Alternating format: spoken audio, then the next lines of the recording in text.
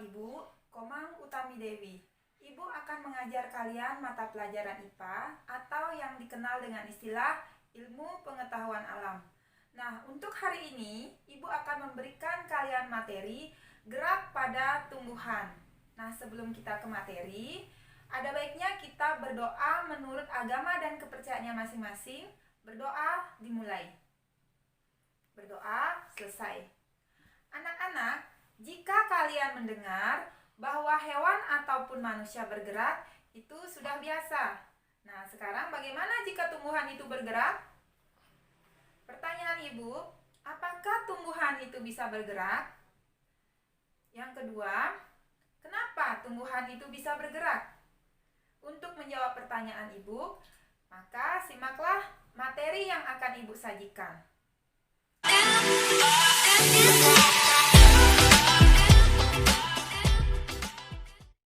Gerak pada tumbuhan. Yang dimaksud dengan gerak pada tumbuhan adalah suatu respon terhadap rangsangan, baik dari luar maupun dari dalam tumbuhan itu sendiri.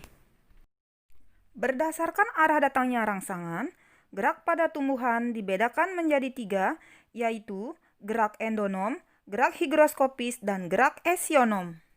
Endonom adalah gerak yang terjadi akibat rangsangan yang berasal dari dalam sel atau tubuh tumbuhan. Mengamati tumbuhan Hydrilla verticillata, kalian akan melihat struktur seperti dinding tembok yang di dalamnya terdapat butiran bulat berwarna hijau. Struktur tembok tersebut merupakan sel daun yang di dalamnya terdapat cairan yang disebut dengan sitoplasma. Di dalam sitoplasma tersebut terdapat butiran berwarna hijau yang disebut dengan kloroplas. Kalian mengamati kloroplas tersebut secara cermat, maka kalian akan melihat kloroplas tersebut bergerak, berkeliling atau berotasi di dalam sel yang disebut dengan gerak siklosis. Pergerakan tersebut sebenarnya terjadi akibat gerakan aliran sitoplasma di dalam sel. Gerakan ini terjadi secara spontan dan berasal dari dalam sel tumbuhan tersebut. Gerakan higroskopis adalah gerakan tumbuhan yang terjadi akibat perubahan kadar air pada tumbuhan. Contoh dari gerak higroskopis adalah pecahnya buah polong-polongan yang sudah tua. Pernahkah kalian melihat pecahnya buah polong yang sudah tua? Nah, ini terjadi akibat perubahan kadar air di dalam sel, sehingga terjadi pengerutan di bagian buah yang tidak merata dan membuat buah polong menjadi terbuka.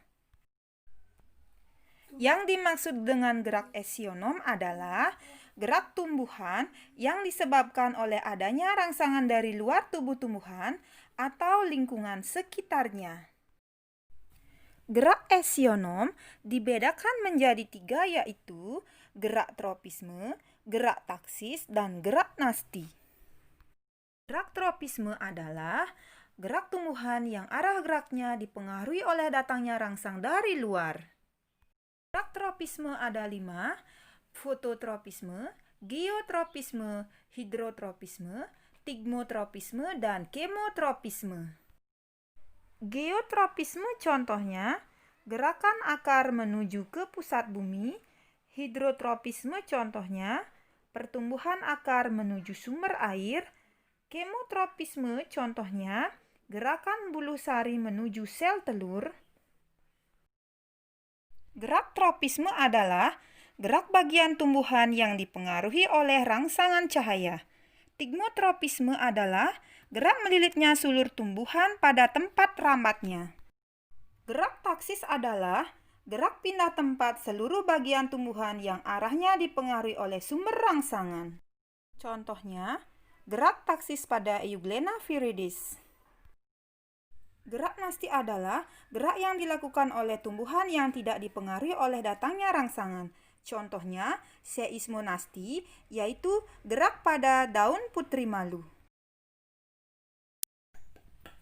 Nah, bagaimana materi yang sudah Ibu sampaikan tadi? Apa kalian sudah mengerti? Nah, sekarang jika kalian sudah paham, Ibu akan memberikan kalian tugas. Nanti Ibu akan kirim link di bawah. Kalian tinggal menjawab pertanyaan tersebut pada Google Form yang sudah Ibu bagikan. Baik, sekian penyampaian dari Ibu. Selamat belajar, tetap semangat, semoga sukses.